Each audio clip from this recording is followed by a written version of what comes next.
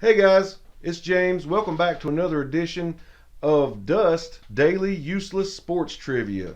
Today, I'll be talking about one of my favorite sports, boxing, the sweet science. I would like to talk to you today about a boxer that many of you have probably never heard of, or if you have, you've probably forgotten about him. He was a heavyweight contender from the mid to late 90s who got into some trouble and disappeared from the scene for good. Ike Ibeabuchi. He was a Nigerian-born fighter who burst onto the world stage with a win over David Tua. Many of you know David Tua. He was regarded by many as the next Mike Tyson, hard puncher, built like a fire plug. Well, Ike Ibeabuchi was 6'2", chiseled from granite. He had a chin of granite. Tua and Ibeabuchi fought in one of the best heavyweight fights I've ever seen. It was only a 10-round fight, but these guys set the CompuBox punch stats record for punches in a fight by heavyweights. Their fight beat the punch output, the previous record, of Ali and Frazier in their third fight, known as the Thrilla in Manila. Ibeabuchi took everything David Tua had to offer. Tua was embalming people with his punches at the time. He took his punch,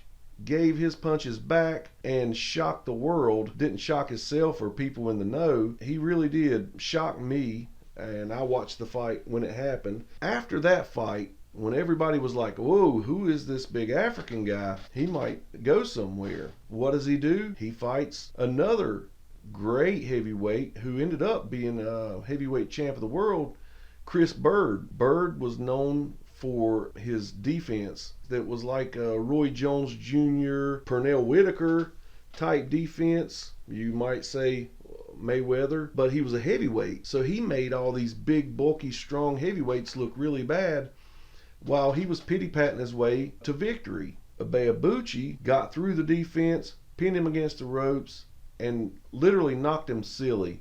He had drool hanging down to his navel. He ended up knocking Byrd out. Now everybody's thinking, here he is. This guy is going to be our heavyweight champ, and he's going to be around for a long time. Well, what does he do? He orders a call girl. She calls the law because he didn't want to pay her. He locks himself in the bathroom at the hotel. The cops had to spray pepper spray under the door to get him out. He starts pleading insanity and everything in court. He gets locked up for like 16 years. He's sitting on a 20-0 record with 15 knockouts. Everybody's hoping he can get out, but every time he would come up for parole, he seemed crazier. He got 2 college degrees while he was in prison, but when it came down to it, he really was a nutcase. So we'll always wonder what could have been. Would the Klitschko's have been as dominant? Could he have taken Lennox out at the end of his career? I believe yes. I believe Ike Ibeabuchi would have been the undisputed heavyweight champ because, like I said, he fought everybody from the baddest punchers that nobody wanted to fight to the most defensive heavyweight maybe of all time. I don't think any of that would have changed. I think he would have continued to fight anybody he put in front of him, and I do believe he would have beat him. Unfortunately, we'll never know. Reminds you of Tony Ayala, got locked up for murder charge or manslaughter or something.